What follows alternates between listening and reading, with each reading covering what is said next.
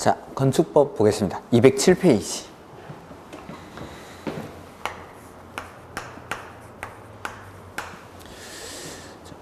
우리가 이제 공법은 부동산 공법이라고 해서 크게는 토지에 관한 공법이랑 건물에 관한 공법 이렇게 두 가지로 구분을 합니다. 그 다음에 국계법, 개발법, 정비법, 그리고 농지법까지 얘네들이 토지에 관한 공법이고, 그 다음에 건물에 관한 공법에는 건축법이랑 주택법 이렇게 두 가지가 있습니다. 그래서 건물에 관한 일반법이 건축법이라면 주택법은 공동주택에 대해서 특별히 규제를 가하기 위해서 만든 법이 주택법. 그래서 우리가 이제 토지에 관한 공법의 기본이 되는 게 국계법이고 건물에 관한 공법의 기본이 되는 게 건축법이니까 공부를 하실 때는 일단 요 두 가지 법이 기본적인 중심이 돼야 됩니다. 중심이. 그래서 건축법은 근데 제가 초반에 시간 투자를 많이 안 하는 이유는 건축법이나 주택법은 어쩔 수 없이 좀 기술적인 법입니다. 건물이 지어지는 절차라든지 건물을 지어지기 위한 요건들 이런 것들을 배우다 보니까 숫자라든지 암기사항이 되게 많이 나옵니다. 주택법도 마찬가지. 그래서 이런 암기사항들은 제가 좀 뒤쪽에서 시험에 임박해서 몰아서 정리를 하면 되기 때문에, 그리고 문제 풀면서 문제 풀고 그 다음에 틀리고 외우고 이런 식이 훨씬 더 효율적이기 때문에 초반에는 건축법이나 주택법에는 시간 투자를 많이 안 할 겁니다. 대신에 문제풀이에 가면은 그만큼 이제 시간 비중을 좀 늘려갈 테니까 그런 것들. 그래서 암기사항들은 나중에 해도 되니까 너무 암기에 부담을 갖지 마시고 처음에는 아 이런 것들이구나 라는 것들만 좀 기억을 하시면 되겠습니다. 용어들만. 그래서 207페이지 보시면은 뭐 목적은 그냥 한번 읽어보시면 되고, 건축법의 적용 범위라는 게 나오죠. 그래서 건축법에서는 맨 처음에 나오는 게 이 건축법을 어디에다 적용할지 해서 적용 대상물이라는 게 나옵니다. 적용 대상물. 이러한 것들에다가 건축법을 적용하겠다라고 해서 첫 번째, 자, 건물이 지어지는 것. 건물은 어디다가 짓죠? 건물은 땅이라고 하시면 안 됩니다. 건축물은 땅에 짓는 게 아닙니다. 모든 땅에 건물을 지을 수 있는 게 아니라 땅 중에서 건물 지을 수 있는 땅을 따로 우리는 대지라고 부릅니다. 앞으로 건물 어디다 짓습니까? 라고 하면 땅이라고 하지 마시고 대지에다가 건물 짓습니다. 그래서 첫 번째, 대지에다가 건축법을 적용하고, 두 번째는 건물에 건축법을 적용을 합니다. 그 다음에 세 번째는 건축물에 설치하는 설비들이 있습니다. 승강기, 피레침, 국기계양대 등등등인데 이런 것들은 시험이랑 크게 관련이 없기 때문에 이런 것들은 그냥 한번 참고로만 보시면 되고, 네 번째는 건축법에 적용을 받는 일부 공작물이라는 게 있습니다. 인공을 가해서 설치하는 시설물들을 공작물이라고 하는데 이런 것들에다가 건축법을 적용합니다. 첫 번째, 거기 건축물이 나오죠. 적용 대상물의 가로 1번 건축물. 건축물의 의 보시면은 건축물이란 토지에 정착하는 공작물 중 지붕, 과, 기둥 또는 벽이 있는 것, 그 다음에 이에 딸린 시설물, 이걸 건축물이라고 합니다. 그러니까 건물이 되기 위해서는 지붕과 기둥 또는 벽이 있는 것, 이걸 건축물이라고 하고, 그 다음에 이에 딸린 시설물, 뭐 대문이나 담장 이런 것들을 건축물이라고 합니다. 지붕과 기둥 또는 벽이 있는 것. 그러면 건물이 되기 위해서 반드시 필요한 건 뭐죠? 지붕과라고 했으니까 지붕이 반드시 있어야 됩니다. 건물이 되기 위해서는 지붕과 기둥 또는 벽이 있는 것, 이걸 건축물이라고 합니다. 그러면 자, 지붕은 필수 요소니까 지붕이 있고 기둥이나 벽 중에는 둘 중에 하나만, 그러면 지붕이 있고 기둥이 있다, 이런 것들, 이런 것도 건물이란 말입니까? 그럼? 그렇죠. 이것도 건물입니다. 지붕이 있고 기둥이 있으니까. 오늘 갔다 왔을 수도 있는데 주유소 같은 것들은 지붕이 있고 기둥이 있죠. 그것도 건물입니다. 건물. 그 다음에 그 뒤에 보시면 두 번째 줄에 지하나 고가의 공작물에 설치하는 사무소, 공연장, 점포, 차고, 창고 역시 건축물에 해당합니다. 지하나 고가의 공작물에 설치하는 사무소, 공연장, 점포, 차고, 창고. 지하에 설치하는 점포, 뭐 대표적인 게 지하상가 같은 거 말합니다. 지하상가. 그거 역시도 건물이라는 거. 지하나 고가의 공작물에 설치하는 사무소, 공연장, 점포, 차고, 창고. 사무소, 공연장, 점포, 차고, 창고. 사무소, 공연장, 점포, 차고, 창고. 리듬을 붙여서 한 10번 정도 읽어보면 충분히 외울 수가 있겠죠. 사무소, 공연장, 점포, 차고, 창고. 사무소, 공연장, 점포, 차고, 창고. 이런 것들. 근데 그 밑에 동그라미 2번에 건물이긴 하지만 얘네들은 건물은 맞습니다. 건물은 맞지만 건축법은 적용을 하지 않겠다라는 게 있습니다. 이렇게 해서 하나만 예를 들어보죠. 1번에 문화재보호법에 따른 지정문화재나 임시지정문화재라고 되어 있습니다. 우리나라 국보 1호가 뭐죠? 남대문, 보물이로는 동대문. 자, 남대문 건물입니까? 건물? 맞죠?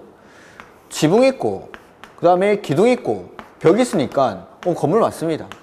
건물은 맞는데 이거는 건축법은 적용을 하지 않겠다라는 겁니다. 건축법은. 왜냐하면 문화재니까.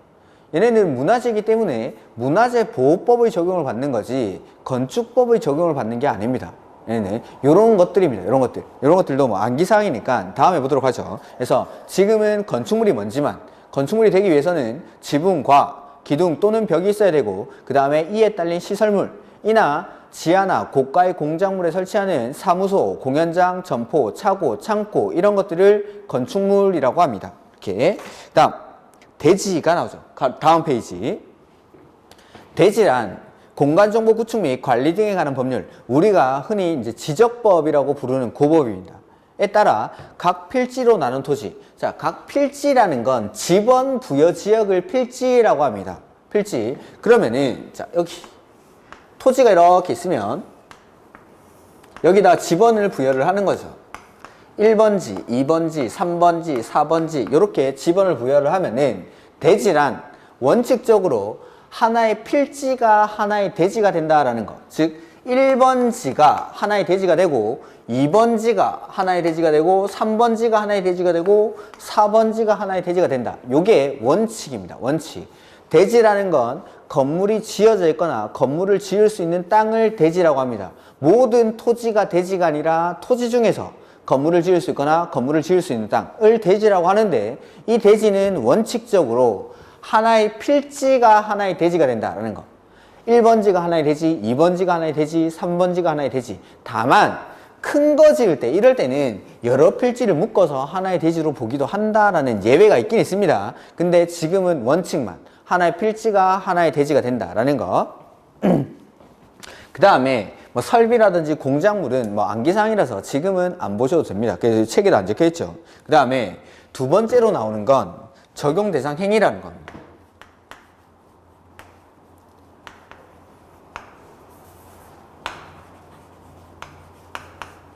자, 첫 번째는 건축법을 어디에다 적용할지를 배우고 그게 이제 대지나 건물 등의 건축법을 적용을 하고 그 다음에 두 번째는 내가 어떠한 행위를 할 때 건축법을 적용하냐라는 겁니다. 해서 첫 번째 건축법이니까 건축할 때 건축법을 적용합니다. 두 번째는 대수선이라는 걸 할 때 건축법을 적용을 하고 세 번째는 용도 변경 이러한 행위들을 할 때 건축법을 적용을 하겠다라는 겁니다. 건축하거나 대수선하거나 용도 변경할 때 해서 첫 번째로 건축이 나오죠. 건축이. 자, 건축법상의 건축에는 5가지 행위가 있습니다. 보시죠. 건축은 건축물을 신축, 증축, 개축, 재축, 이전하는 것을 말한다 라고 해서 5가지 행위. 자, 건축법상 건축에는 첫 번째 신축, 두 번째는 증축, 세 번째는 개축, 그 다음에 네 번째는 재축, 그 다음에 5번째는 이전. 이런 행위들을 건축이라고 합니다. 자, 신축은 말 그대로 아무것도 없다가 새로 만드는 거. 이게 신축이고, 증축은 원래 있는데 이게 뭔가 커집니다. 건축면적, 연면적, 층수, 높이가 늘어나면 증축. 그 다음에 개축이라는 건 원래 있는데 이 건물을 해체합니다. 해체하고 나서 기존과 같거나 작게, 즉 기존 규모 안에서, 종전 규모 안에서 새로 짓는 게 개축, 같거나 작게 짓는 거. 그 다음에 재축은 원래 있는데 이게 자연재해 등으로 해체하는 게 아니라 멸실됩니다. 멸실되고 나서 마찬가지 기존 규모 안에서 새로 짓는 거, 같거나 작게 짓는 거, 이런 것들을 재축. 그 다음에 이전이라는 건 주요 구조부라는 게 있습니다. 주요 구조부. 조금 이따 가죠. 주요 구조부를 해체하지 아니하고 다른 대지가 아니라 동일한 대지, 같은 대지에서 위치를 옮기는 것을 이전이라고 합니다. 이렇게 5가지를 행위를 건축법상의 건축이라고 부릅니다. 건축. 그래서 보시면은 1번 신축. 건축물이 없는 대지에 새로 건축물을 축조하는 것, 이걸 신축이라고 합니다. 근데 가로 안에, 두 번째 줄 가로 안에 있는데 그건 조금 있다가 2번 증축에 보시면은 기존 건축물이 있는 대지에서 건축물의 건축면적, 연면적, 층수, 높이를 늘리는 것을 증축.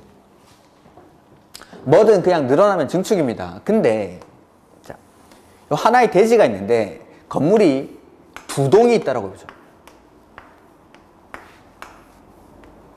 이렇게 동이 2개가 있습니다. 이럴 때 이 건축물에서 나중에 이제 건축면적, 연면적, 바닥면적 이런 것들을 배울 텐데 이 건물의 면적을 다 합한 걸 이 대지에서 건축물의 연면적이라고 부릅니다. 연면적. 이 건축물의 뭐 정확하게 말하면은 바닥 면적을 다 합치는 건데 연면적. 자, 하나의 대지에 건물이 2동이 있을 때는 이 건물의 연면적을 다 합해서 이 대지에서의 전체 연면적을 구하는데 자, 증축해 보시면은 건축면적, 연면적, 층수, 높이가 늘어나면 증축입니다. 증축. 즉 원래는 이 건물 하나만 있었습니다. 1번. 근데 이거 2번을 추가적으로 짓죠. 이런 것들은 이 대지에서 전체 연면적이 늘어났으니까 증축이 됩니다. 증축이. 근데 신축에 한번 가보죠. 신축에. 신축 2번째 줄 가로 안에 부속 건축물만 있는 대지에 새로 주된 건축물을 축조하는 것을 포함, 즉 부속 건축물만 있는 대지에 새로 주된 건축물을 축조하는 것은 포함하니까 신축으로 보겠다라는 겁니다. 자, 아까 설명드린 얘는 이게 원래 건물이 있었고 여기 하나 더 지으면 이건 연면적이 늘어났으니까 증축인데 순서를 바꿔보죠. 자, 이게 부속 건축물입니다. 원래 이 대지에는 부속 건축물만 있었는데 새로 주된 건축물을 축조한 거죠. 시간의 순서가. 그러면 자, 결과적으로 보면 연면적이 늘어나는 결과가 발생했지만 이건 증축으로 보지 않고 신축으로 보겠다라는 겁니다. 자, 연면적이 늘어나면 증축입니다. 다만 부속 건축물만 있는 대지에 새로 주된 건축물을 축조하는 것은 증축이라고 하지 않고 신축으로 봅니다. 신축.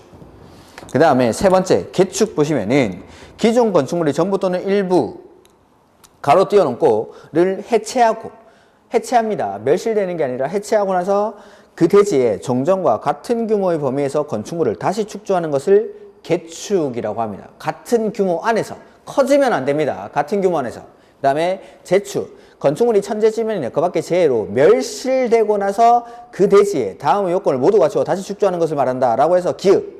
종전 규모 이하라고 돼 있죠. 그 다음에 니은의 A에 보시면 역시 종전 규모 이하. 종전 규모 이하로 해야 돼요. 이하로. 같거나 작게. 이렇게. 그 다음에 이전은 주요 구조부. 조금 이따가 하겠습니다. 건물의 중요한 부분들입니다. 이걸 해체하지 아니하고 같은 대지에서 위치를 옮기는 것. 이런 것들을 이전이라고 합니다. 이전. 그래서 이렇게 5가지 행위를 건축법상의 건축이라고 하고 가로 2번에 대수선이라는 게 나오죠. 대수선. 건축물의 기둥, 보호, 내력벽, 주계단 등 구조나 외부 형태를 수선, 변경, 증설하는 것으로서 증축, 개축, 재축에 해당하지 아니하는 것을 말한다 라고 되어 있죠. 그래서 그 박스 안에 보면은 맨 앞에 것들만 제가 읽어보겠습니다. 맨 앞에 것들. 이게 건물에서 엄청나게 중요한 것들입니다. 건물에서는. 그래서 첫 번째 내력벽, 기둥, 보호, 지붕틀, 그 다음에 방화벽이나 방화구획을 위한 바닥이나 벽, 주계단, 피난계단, 특별 피난계단, 그 다음에 다가구, 다세대, 세대 간의 경계벽, 그 다음에 건축물의 외벽 마감재료, 이런 것들.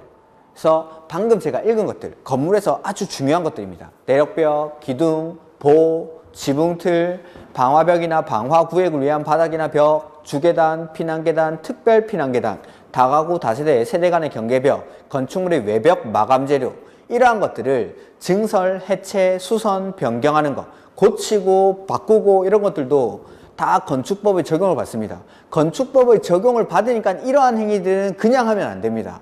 건축법에서 원칙적으로 이런 것들 할 때는 허가받고 해라 라고 정해놨습니다. 그러니까 이런 것들 할 때는 그냥 하면 안 되고 허가받고 해야 됩니다. 그러니까 우리가 집에서 일반적으로 인테리어 공사 같은 거 하는 거죠. 그런 것들은 허가받고 합니까? 그냥 합니까? 일반적으로는 그냥 하죠. 왜냐하면은 대수선이 아니니까. 예를 들자면 뭐 발코니 확장 같은 걸 하는 겁니다. 발코니 확장 같은 거 할 때는 그냥 합니다, 우리가. 건축법 적용 대상이 아니라는 겁니다. 그러니까 집을 일반적으로 수선한다. 이런 것들은 대수선이 아닙니다. 대수선이라는 건 방금 제가 읽은 것들, 내력벽, 기둥, 보, 지붕틀 이런 것들을 증설하고 막 해체하고 수선하고 변경할 때 그때는 대수선에 해당해서 그냥 하면 안 되고 허가받고 해야 됩니다. 그러니까 만약에 집에 인테리어 공사를 하는데 벽을 하나 허무는 겁니다. 벽을. 근데 그 벽이 내력벽이다. 내력벽이라는 건 건물의 하중을 떠받치는 벽을 내력벽이라고 합니다. 칸막이 쳐놓은 이런 벽이 아니라 건물의 하중을 떠받치는 벽. 이런 것들을 뭐 증설 해체하거나 수선 변경하는 거죠. 그건 그냥 하면 안 됩니다. 인테리어 공사라도.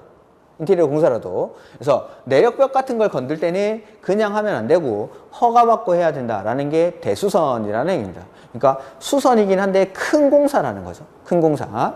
그냥 일반적으로 인테리어 공사가 아니라 큰 수선들. 이런 것들은 건축법에 적용을 받는 행위입니다. 이렇게. 그 다음에 적용 대상 지역은 지금은 안 보셔도 됩니다. 그 다음. 그 210페이지 건축법상 주요 개념이 나오죠. 건축법상 주요 개념. 그래서 방금 나왔던 그 주요 구조부, 이번에 나오죠. 그거부터 먼저 보죠. 주요 구조부. 에는 6가지가 있습니다. 6가지가. 그러니까 건물에서 중요한 부분들. 내력벽, 기둥, 바닥, 보, 지붕, 틀, 그 다음에 주계단. 이 6가지를 건물의 주요 구조부라고 부릅니다. 주요 구조부. 내력벽, 기둥, 바닥, 보, 지붕틀, 주계단. 자, 내력벽이라는 건 방금 말씀드렸지만 건물의 하중을 떠받치는 벽.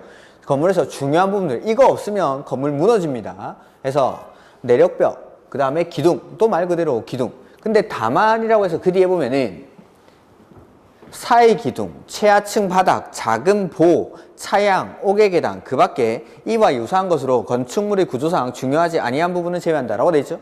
그러니까 이러한 6가지 주요 구조부 말고 비슷한 것들, 기둥이 아니라 사이 기둥 이런 것들은 주요 구조부에 해당하지 않습니다. 그 다음에 바닥. 자, 바닥 없으면 우리가 밑에 층으로 떨어지겠죠. 근데 최하층 바닥 같은 경우에는 밑에 땅이 있으니까 그런 것들은 주요 구조부에 해당하지 않습니다. 그 다음에 보랑 지붕틀이라는 게 나오는데, 자,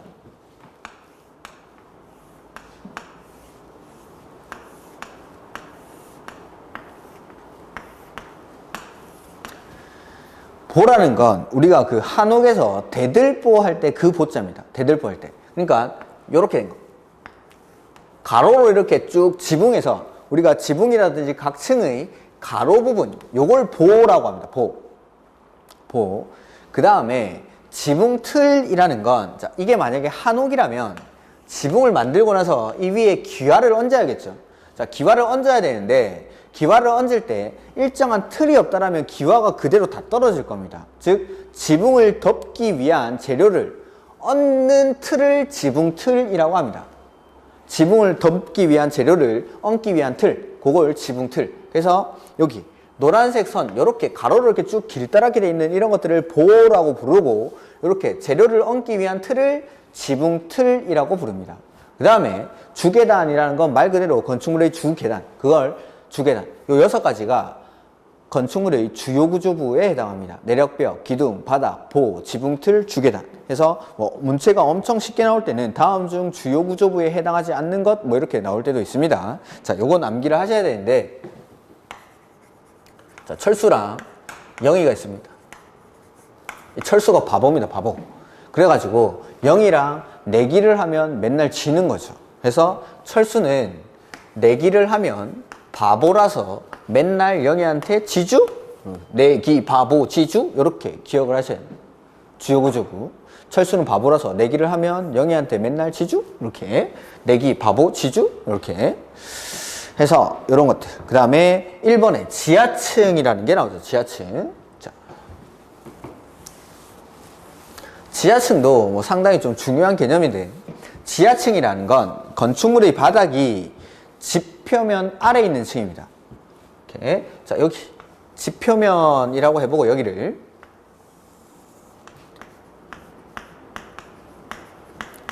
여기가 지표면인데 건축물의 바닥이 지표면 아래에 있습니다. 지표면 아래 이렇게 있고 여기까지 한 개층, 그 다음에 위에 두 개층, 세 개층 이렇게 쌓아 올리겠죠. 자, 이럴 때 자, 건축물의 바닥이 지표면 아래에 있는 층으로서 바닥에서 지표면까지, 자, 요 노란색 점선까지 이 부분의 높이가, 노란색 선의 높이가 해당 층 높이, 하얀색 선의 높이의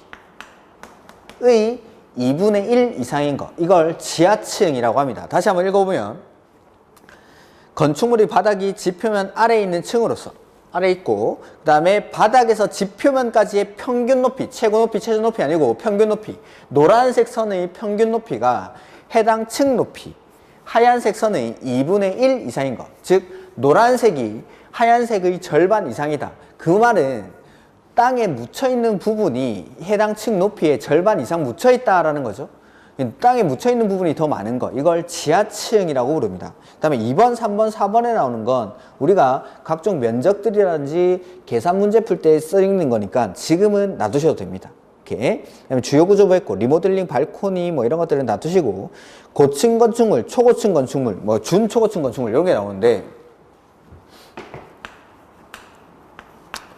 고층 건축물이라는 건 층수가 30층 이상이거나 합니다. 인원 또는, 그리고 건축법에서는 건물의 층의 구분이 명확하지 않을 때는 높이 4m마다 한 개의 층으로 봅니다. 해서 층수 곱하기 4를 하면은 기준이 되는 건물의 높이가 나옵니다. 해서 고층 건축물은 층수가 30층 이상이거나 곱하기 4에서 높이가 120m 이상인 건축물을 고층 건축물이라고 부르고, 초고층 건축물이라는 건 층수가 50층 이상이거나 또는 곱하기 4에서 높이가 200m 이상인 건축물을 초고층 건축물이라고 합니다.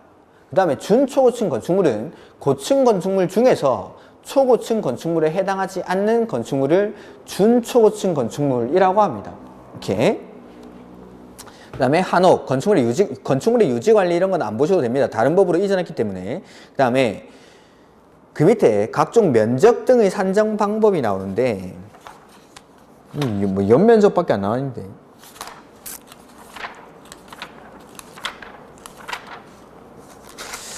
이거 말고도 각종 면적들이 많은데,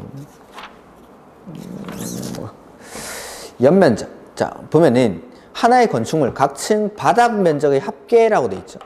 것들. 그러니까 1층의 바닥, 2층의 바닥, 3층의 바닥 이걸 다 더하면 그 건물의 연면적이 됩니다. 연면적. 이런 것들. 그게 뭐 면적 산정하고 이거 말고도 좀 많은데 지금은 뭐 요거밖에 안 나와 있으니까 일단은 요 정도까지 하도록 하죠. 그 다음에 뭐 층수는 지금은 안 보셔도 좋습니다. 이렇게. 그 다음에 건축법에서는 맨 처음에 적용 대상물이 나오고 두 번째는 적용 행위 해서 이러한 적용 대상물에 대해서 건축하거나 대수선하거나 용도 변경은 지금 안 나와 있으니까 따로 설명을 안 드리겠습니다. 용도 변경은 하나만 예를 들면은, 자, 우리 최근에 무슨 거리 이런 게 많이 생기죠. 그 저쪽 물레동 쪽인가? 서울의 물레동 쪽에 가면은 거기 예전에는 소규모 공장들이 되게 많던 지역입니다. 공장들이 많던 지역인데 이 공장들을 사가지고 리모델링을 하는 거죠. 해서 카페라든지 음식점 이런 것들을 만듭니다. 공장을 사서 리모델링을 통해 가지고 카페나 음식점으로 건물의 용도를 바꾸는 거죠. 이런 맛집들이 몇 개 중간중간에 들어오면서 거기에 무슨 맛집 골목이 생기고 이렇게 하는 거죠. 최근에 유행하는 거죠. 보면은, 자, 원래 건물의 용도가 공장이었는데 이 용도를 카페나 음식점으로 바꾸는 거죠. 이걸 용도 변경이라고 합니다. 용도 변경. 건물의 용도를 바꾸는 행위를 그 용도를 바꿀 때 허가받고 하는지 신고하고 하는지 이러한 것들에 대한 내용이 용도 변경이라는 겁니다. 용도 변경. 그래서 지금 뭐 용도 변경은 그 뒤에 나올 건데 그런 것들은 아마 다음에 보면 됩니다. 이렇게. 그래서 보면 적용 대상물에 대해서 이러한 건축하거나 대수선하거나 용도 변경할 때 건축법 역시 공법이니까 규제를 받습니다. 규제를 받게 되는데 그 규제가 원칙은 허가받고 합니다. 허가받고. 즉 이러한 적용 대상물에 대해서 건축하거나 대수선할 때 용도 변경은 허가받는 경우도 있고 신고하는 경우도 있으니까 건축하거나 대수선할 때는 원칙 허가받고 한다. 이게 건축법입니다. 이거예요. 그래서 허가에는 맨 처음에 누가 허가해 주는데 해서 허가권자, 그 다음에 허가를 거부할 수 있는 사유, 허가를 취소할 수 있는 사유, 그 다음에 허가를 제한할 수 있는 사유, 이런 것들이 나오는데 이러한 허가를 받는다라는 거. 그래서 건축법에서는 제일 중심이 되는 게 건축허가입니다. 건축허가. 오늘은 뭐 이런 권한자 같은 것들은 다음에 보도록 하죠. 그래서 적용 대상물, 그 다음에 적용 행위, 이런 것들이 기본적인 용어들 정리해 놓고 나서 이제 이 절차로 들어가서 허가받을 때는 어떻게 하는지, 그러면 예외적으로 신고하는 건 어떤 게 있는지, 이런 것들을 배우게 될 겁니다. 오늘은 건축법의 용어들만, 방금 말씀드렸던 건축물이 대지가 뭔지, 건축물이 뭔지, 이런 것들, 그 다음에 건축에는 신축, 증축, 개축, 재축, 뭐 이전, 이런 것들이 있고, 그 다음에 대수선은 건물의 중요한 부분들을 증설, 해체하거나 수선, 변경하는 행위를 대수선이라고 한다. 그 다음에 기본적으로 용어들, 그 주요구조부, 내력벽, 기둥, 바닥, 보, 지붕틀, 주계단 이렇게 6가지를 주요구조부라 하고, 다만 사회기둥, 최하층 바닥, 작은 보, 차양, 옥외계단 이런 것들은 주요구조부에 해당하지 않는다. 이런 것들. 그 다음에 지하층, 이러한 건축물의 바닥이 지표면 아래에 있는 층으로서 바닥에서 지표면까지의 평균 높이가 해당 층 높이의 2분의 1 이상인 것을 지하층이라고 한다. 이런 것들. 그 정도만 좀 기억하시면 되겠습니다. 그 다음에 고층 건축물이랑 초고층 건축물 이런 개념들, 요 용어들만 좀 기억을 하시고 1, 2월 달에 상세한 내용들을 따로 설명을 드릴 겁니다. 그 다음에 주택법으로 한번 가보죠. 220페이지.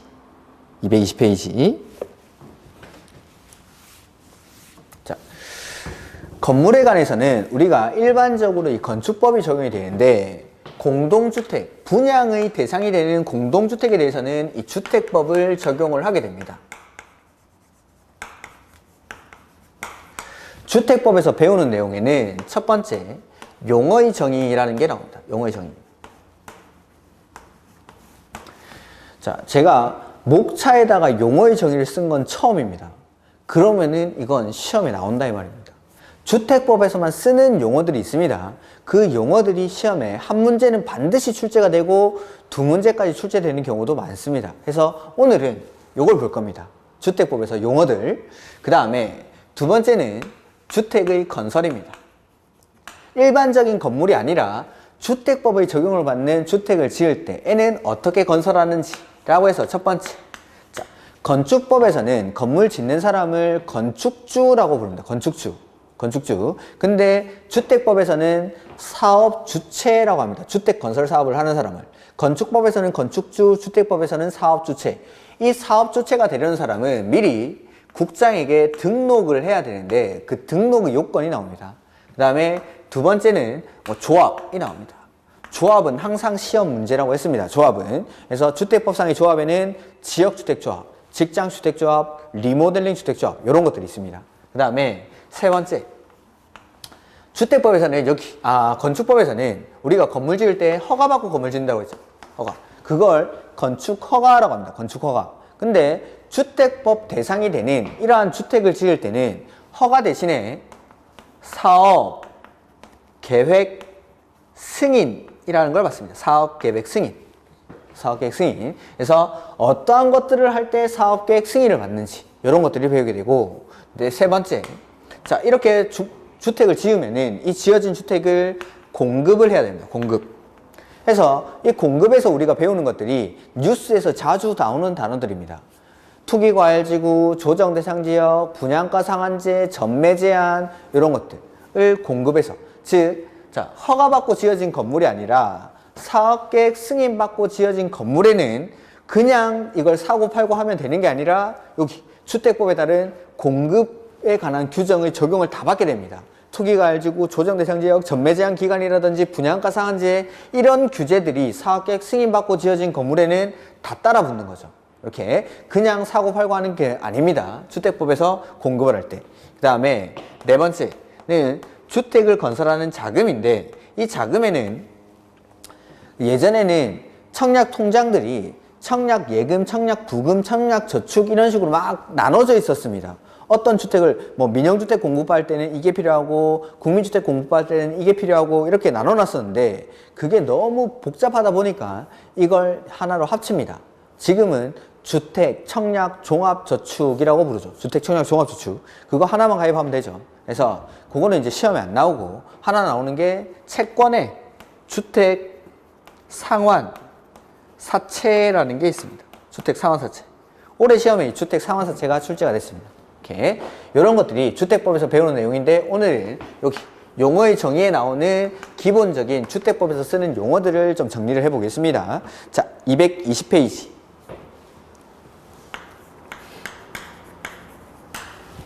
목적은 그냥 한번 읽어보시고 주택법이니까 이제 주택이 뭔지 알아야겠죠. 세대의 구성원이 장기간 독립된 주거 생활을 할 수 있는 구조로 된 건축물의 전부 또는 일부 및 그 부속 토지, 그 건물뿐만 아니라 그 부속 토지까지도 주택의 개념에 포함이 됩니다. 그리고 이 주택을 구조를 가지고 나누면은 단독주택이랑 공동주택으로 구분합니다. 구조를 가지고 구분하면 자 주택은 크게 나누면 단독주택이랑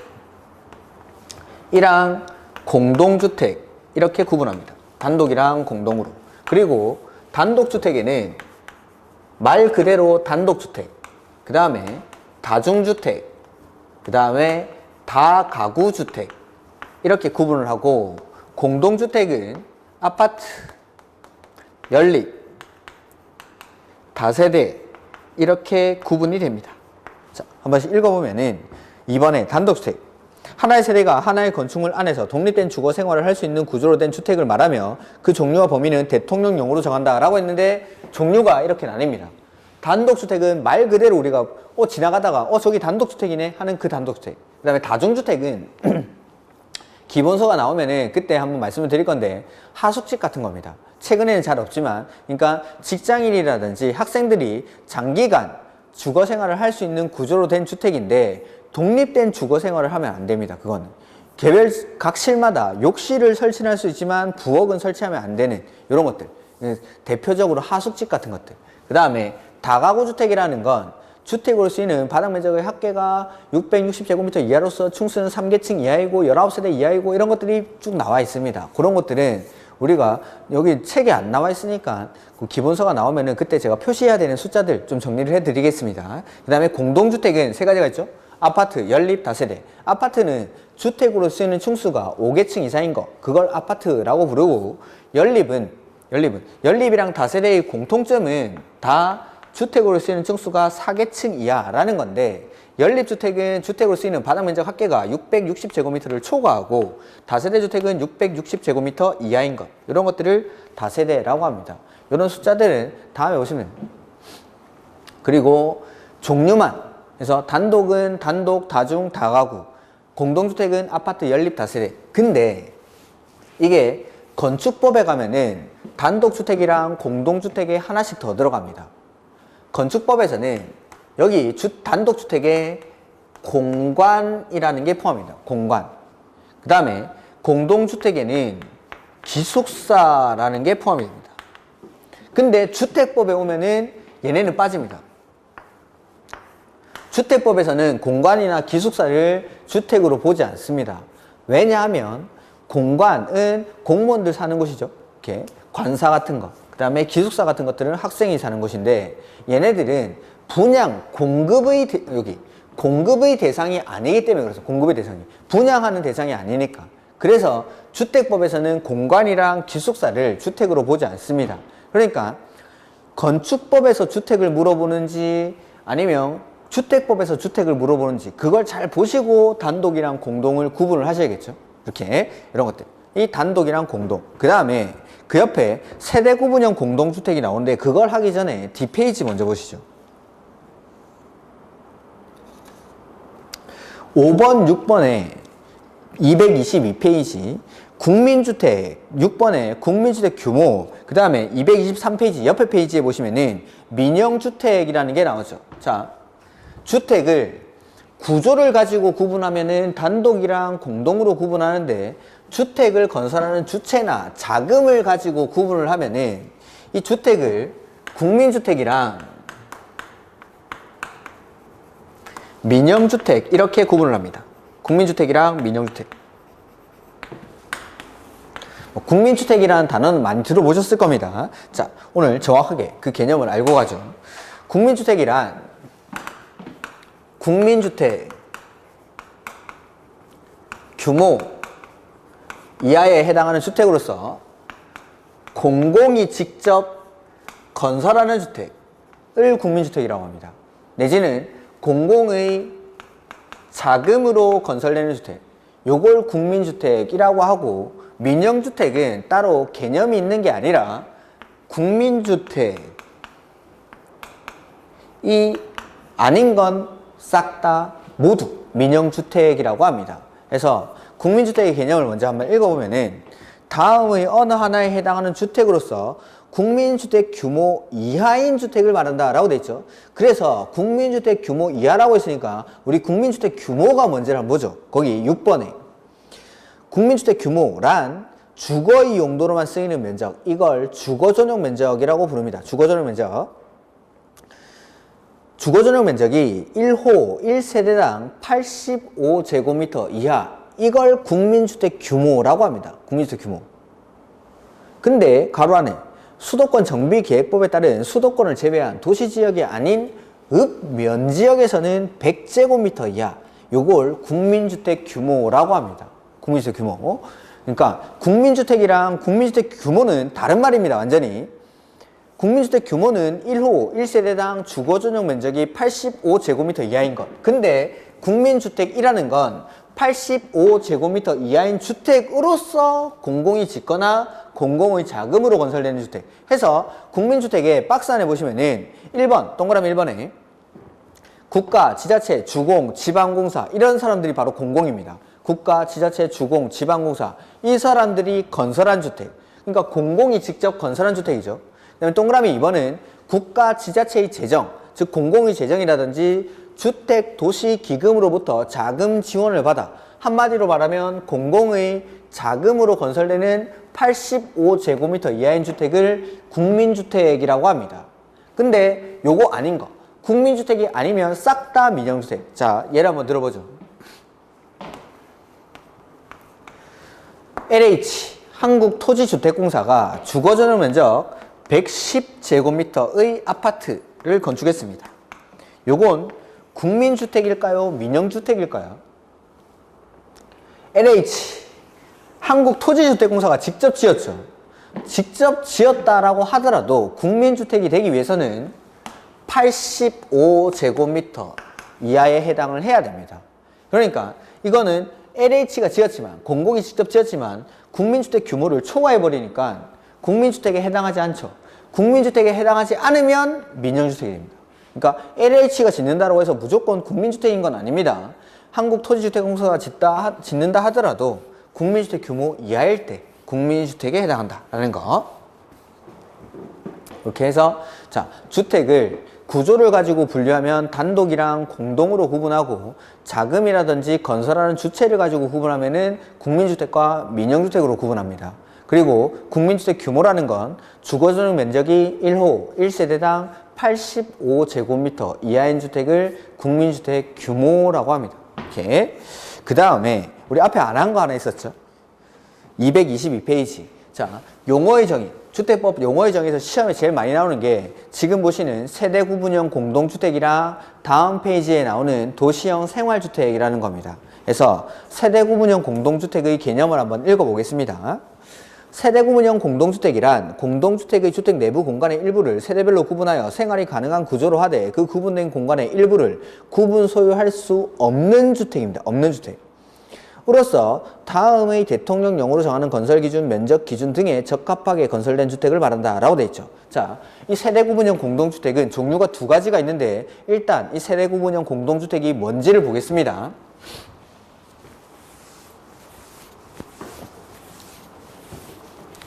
자, 세대 구분형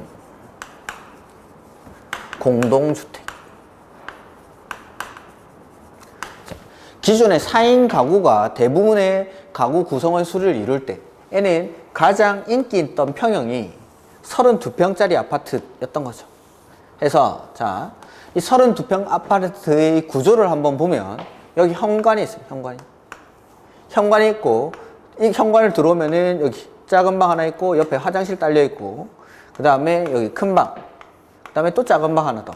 그래서 방 3개, 거실 하나, 부엌 하나 뭐 이렇게 있는 거, 화장실 딸려 있고 이런 것들이 32평의 뭐 전형적인 형태죠. 방 3개, 거실, 부엌 뭐 이런 것들. 자, 그러면 4인 가구가 부모님이 큰 방에 사시고 아들, 딸 이렇게 있던 겁니다. 근데 이 4인 가구가 분할을 해서 2인 가구, 3인 가구, 그 다음에 2인 가구와 3인 가구가 분할을 통해서 1인 가구들로 세대가 분화가 됩니다. 분화가. 자, 그럴 때 이 4인 가구에서 부모님이 있다가 부모님이랑 아들, 딸이 있다가 아들은 군대를 갑니다.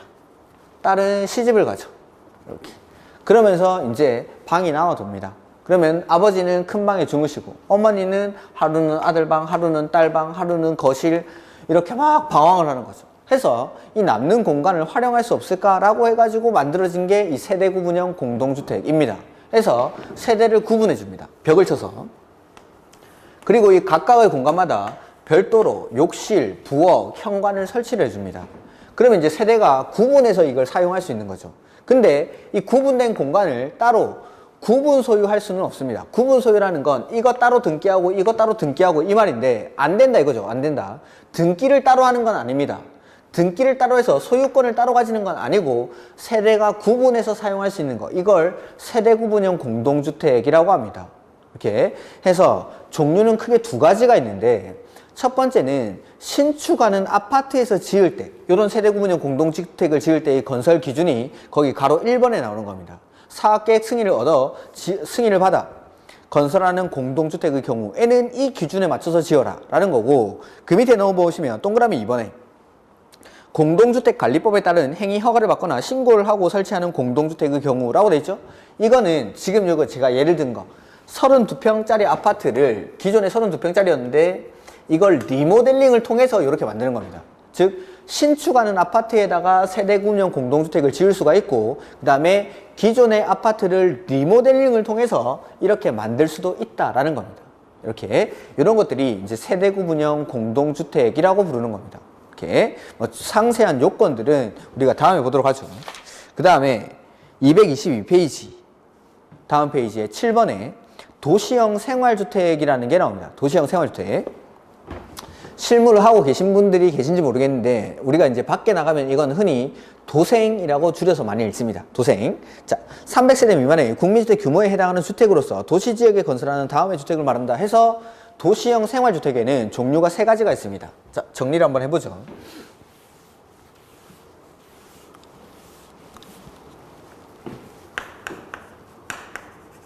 도시형 생활주택.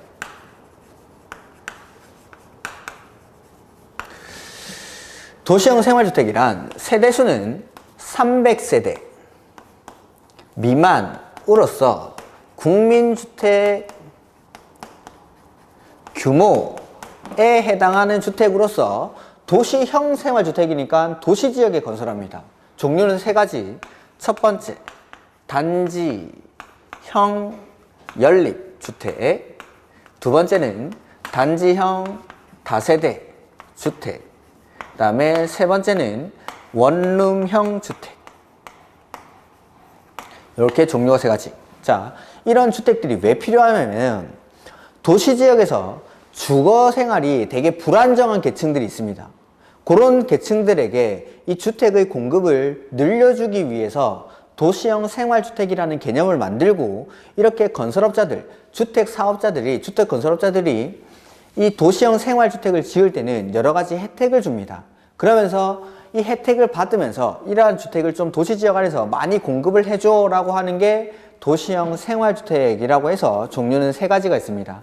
단지형 연립, 단지형 다세대, 원룸형 주택. 이렇게. 자, 도시지역에서 주거생활이 불안정한 계층으로 대표적인 사람들에는 어떤 사람들이 있을까요? 첫 번째는 신혼부부들. 결혼을 해서 주택을 구입을 해야 되는데 아파트는 너무 비싼 거죠. 아파트를 구입을 해서 결혼을 하고 싶은데 주택을 구하지 못해서 막 발을 동동거리고 있습니다. 그런 사람들에게 주택을 공급을 해줍니다. 그 다음에 두 번째로는 1인 가구들. 해서 도시지역에서 주거 취약계층인 신혼부부라든지 1인 가구들을 위해서 공급하는 주택을 도시형 생활주택이라고 부릅니다. 그리고 단지형 연립, 단지형 다세대, 원룸형 주택이 있는데 이 단지형 연립이나 단지형 다세대는 우리가 흔히 빌라라고 부르는 거. 그거는 이제 신혼부부들을 위해서 공급하는 거죠. 신혼부부들, 니네 아파트 사서 결혼하긴 좀 힘들지 해서 빌라 사서 결혼해라고 하는 겁니다. 이렇게. 그 다음에 1인 가구들. 잘 사는 1인 가구들은 뭐 월세 100만 원 이상씩 되는 비싼 오피스텔이라든지 아파트 같은 데 거주를 하는데 못 사는 1인 가구들은 고시원, 고시텔, 저 신림동에 가면 월세 16만 원짜리 그런 고시텔도, 고시원도 있는데 안 살아보셨죠? 숨쉬기도 힘든 그런 고시원이 있습니다. 요런 데 사는 사람들. 해서 중간계층들이 사는 원룸형 주택을, 원룸을 공급을 늘려주기 위해서 요거는 이제 1인 가구들을 위해서 공급을 하는 거죠. 요게 도시형 생활주택이라는 겁니다. 그러니까 연립주택이나 다세대주택 같은 경우에는 원칙적으로는 주택으로 쓰는 층수가 4층 이하인 것을 연립이나 다세대라고 하는데 도생으로 지을 때 건축위원회 심의를 거치면 5계층까지 층수를 완화를 해줍니다. 층수를. 그 다음에 원룸형 주택 같은 경우에는 대표적인 혜택이 주차 대수를 완화해줍니다. 주차 대수를. 그러니까 건물 짓는 입장에서는 주차 대수가 완화된다는 건 엄청난 특혜입니다. 처음에 이 도시형 생활주택이 도입될 때 원룸형 주택의 경우 세대당 주차 대수를 0.5대까지 완화를 한 거죠. 근데 이 입법자들이 착각을 한 게 요새 젊은 사람들은 집은 없어도 차는 다 있는데 그걸 생각을 못 한 겁니다. 그러니까 우리 뭐 도시지역 안에 있는 원룸촌에 가보는 거죠. 원룸촌 가면은 골목길이 어떻습니까? 차들로 막 미어 터지죠. 이런 것 때문에 그렇습니다. 그게 주차난이 발생하고 사회적 문제가 되니까 지금은 주차 대수 완화 기준을 조금 올렸습니다. 0.7대인가 0.8대까지 올렸는데 그래도 이 원룸촌에 가면은 이거 골목길에 차들이 막 쭉 서져 있죠. 이런 것들 때문에 그럴 수도 있습니다. 이렇게 이런 것들이 도시형 생활주택이라는 거. 그래서 도시지역에서 주거 취약계층들을 위해서 대표적으로 신혼부부라든지 1인 가구들을 위해서 빌라나 원룸을 공급하는 거. 그래서 연립이나 다세대는 뭐 심의를 거치면 5계층까지 건축할 수 있다. 그거밖에 없으니까 시험엔 잘 안 나오고 원룸형 주택의 요건이 시험에 출제가 됩니다. 원룸형 주택의 요건. 자, 도시형 생활주택은 국민주택 규모에 해당하는 주택이니까 주거 전용 면적이 85제곱미터 이하면 되는데 원룸으로 지을 때는 50제곱미터 이하여야 합니다. 거기 요건에. 그래서 기읍, 세대별 주거 전용 면적은 50제곱미터 이하일 것. 그 다음에 독립된 주거 생활을 할 수 있도록 욕실, 부엌을 설치를 해줘야 되고, 세 번째, 욕실이랑 보일러실을 제외한 공간은 원룸이니까 하나의 공간으로 구성을 해야 됩니다. 근데 주거 전용 면적이 30제곱미터 이상일 때는 투룸, 2개의 공간으로 구성할 수가 있다라는 거. 그 다음에 원룸의 대부분 혼자 살겠죠? 근데 지하층에다가 묻어버리면은 너무 외롭습니다. 그래서 지하층에는 세대를 설치하지 아니할 것 해서 최근에 지어지는 원룸들 보면은 우리가 예전에 뭐 다가구 주택 이런 데 가야 반지하 뭐 이런 개념이 있는 거지 최근에 지어지는 원룸을 가보면 자 1층은 절반 정도는 요 필로티를 해가지고 주차장으로 활용을 합니다. 그 다음에 요 나머지 공간은 세를 줍니다. 가게 같은 데다가 뭐 카페 같은 것도 들어오고 어디 가니까 정수기 사업소 이런 것도 대리점 같은 것도 들어와 있던데 이런 사무실이라든지 뭐 음식점, 카페 이런 것들로 임대내주고 그 다음에 2층, 3층, 4층부터 원룸을 짓는 거죠. 근데 여기 지하층은 없습니다. 지하층은 거의 대부분의 원룸이 최근에 지어지는 원룸들이 왜냐하면 다 혜택을 받기 위해서 도시형 생활주택으로 지으니까 그러니까 예전에 지어진 원룸들에 가봐야 거기 뭐 반지하, 원룸이라고 하긴 그렇고 다가구 주택이죠. 정확하게 말하면. 거기 말하면은 이제 다 반쯤 내려가가지고, 계단 반쯤 내려가가지고 창문만 빼꼼 나와 있는 그런 반지하들이 있지. 최근에 지어지는 원룸들은 다 이렇게 지어지죠. 그래서 주차장에 들어가면은 여기 딱 현관이 있습니다. 띠띠띠띠 누르고 들어가면은 엘리베이터라든지 계단 타고 위로 올라가지 밑으로 내려가는 그런 원룸은 없죠. 다 대부분이 도생이기 때문에 그렇습니다. 이렇게. 이걸 이제 도시형 생활주택이라고 하고 그 밑에 보시면은 준주택이 나오죠.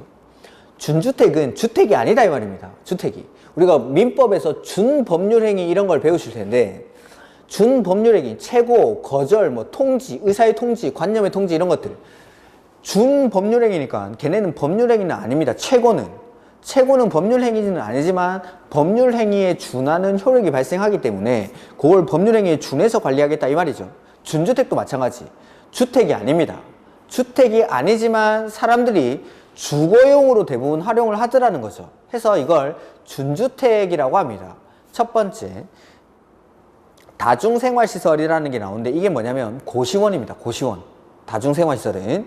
그 다음에 두 번째는 노인복지주택, 세 번째는 오피스텔, 네 번째는 기숙사. 여기 지웠구나. 우리가 건축법에서는 공동주택에 기숙사가 포함이 되지만 주택법에서는 공동주택에 기숙사가 빠집니다. 그래서 기숙사는 주택법에서는 준주택에 해당합니다. 준주택. 그래서 문제가 쉽게 나올 때 다음 중 준주택에 해당하지 않는 것은 해서 1번 다중생활시설, 2번 노인복지주택, 3번 기숙사, 4번 오피스텔, 5번 모텔, 정답 5번 모텔 뭐 이런 식으로 출제를 하기도 합니다. 이렇게. 그 다음에 뭐 임대주택, 토지 임대 분양주택 뭐 이런 것들은 제가 기본 강의에 가서 설명을 좀 드리도록 하겠습니다. 이렇게 뭐 나머지 시설, 나머지 용어들은 뭐 기본 강의에 가서 보셔도 됩니다. 그래서 요 정도만. 그래서 주택을 크게 분류를 하면은 단독이랑 공동 이렇게 구조를 가지고 구분하면 그 다음에 자금이라든지 건설하는 주체를 가지고 구분하면은 국민주택이랑 민영주택 이렇게 구분합니다. 그 다음에 국민주택 규모라는 건 주거전용 면적이 85제곱미터 이하인 주택을 국민주택 규모라고 한다라는 거. 그 다음에 세대 구분형 공동주택은 기존의 주택, 이걸 세대별로 구분해서 쓸 수 있는 구조로 만드는 주택을 세대 구분형 공동주택 해서 요거는 101호 하나입니다. 101호 하나. 근데 현관에는 101호 A, 101호 B 이런 식으로 구분해서 세대가 구분해서 사용할 수 있는 주택을 세대 구분형 공동주택이라고 한다라는 거고, 도시형 생활주택은 도시지역에서 주거 취약계층인 신혼부부나 1인 가구들을 위해서 공급하는 주택을 도시형 생활주택이라고 부릅니다. 그래서 종류는 단지형 연립, 단지형 다세대, 원룸형 주택 이런 것들이 있다라는 거. 자, 이런 것들이 주택법의 주요 용어들입니다. 그래서 이 과정은 그냥 용어 정도만 기억을 하시면 되는 거고 1, 2월 달에 기본서가 나오면은 그 기본서를 가지고 이제 상세하게 수업을 이제 진행을 해 나갈 겁니다. 그러니까 11월, 12월 과정은 굳이 다시 들을 필요는 없습니다. 다시 들을 필요 없고 이 입문 과정에 12월 달에 수업을 했던 내용은 제가 1, 2월 달에 다 반복을 합니다. 똑같이 농담까지도 똑같이 반복을 할 거니까 그냥 편한 마음으로 오시면 되고 그냥 따로 뭐 다시 돌려 듣고 이러실 필요는 없다라는 거 말씀드리는 거고 1, 2월 달부터 제가 이제 기본서를 가지고 이제 좀 상세한 내용을 가지고 수업을 진행을 해 나갈 겁니다. 이렇게 해서 혹시나 오실 때 용어 정도만 한번 체크하는 정도 그렇게만 하고 오시면 충분합니다. 이렇게 해서 연말에 지금 코로나 때문에 좀 힘드신데 연말 올해 한 해 힘드셨죠? 코로나 때문에 저도 많이 힘들었는데 한 해 마무리 잘 하시고 그다음에 내년에 새해에 새 마음으로 다시 한번 뵙도록 하겠습니다. 한 해 수고 많으셨고 다 내년에 뵙도록 하겠습니다. 수고하셨습니다.